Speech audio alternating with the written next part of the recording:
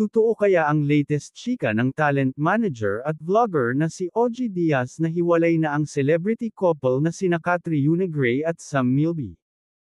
Sa YouTube vlog na Showbiz Now na, inilarawan ni OG Diaz, na tila parang sina Jericho Rosales at Kim Jones ang peg ngayon ng engaged couple. May nagsabi raw kasi sa kanya na kahit break na sina Catriona at Sam ay nananatili silang magkaibigan umano. Ayon sa vlogger, hindi siya naniniwala sa nasagap niyang balita, pero nais niya mismo marinig sa couple kung ano ang estado ng kanilang relasyon ngayon.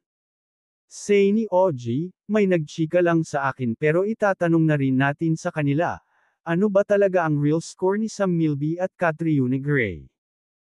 Sa katunayan nga raw ay hiwalay na ang dalawa, nung nagdiriwang ng birthday si Catriona noong January 6. Ayon kay OG Diaz, nung birthday ni Catriona Gray, wala na sila, at nandoon naman daw si Sam, pero sila raw ay magkaibigan na lamang.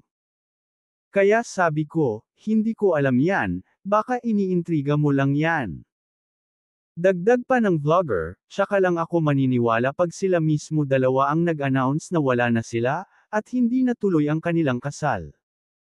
Kasunod niyan ay chinika rin ni OG yung time na nagkita sila ni Catriona sa isang event, at tila tinatago raw ang isang kamay para hindi makita kung may suot na singsing. Sabay ani ni OG, hindi niya pinapakita ang daliri niya. Dagdag pa ni OG, sana meron akong nakita, sana malabo lang talaga mata ko. Yun nga medyo nabahala ako.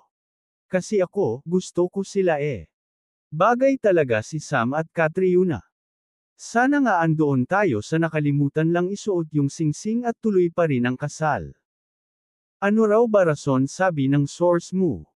Tanong sa kanya ni Mama Loy. Sagot ni OG, sabi sakin, parang ang rason daw ay na-realize daw ni Sam na hindi pala siya handa na magpakasal.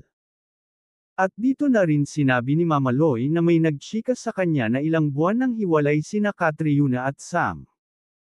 Parang tumutugma yung sinasabi mo sa isang nag-message sakin from Australia, na yun nga daw, wala na sila Catriona at Sam, wika ng kasama ni OG.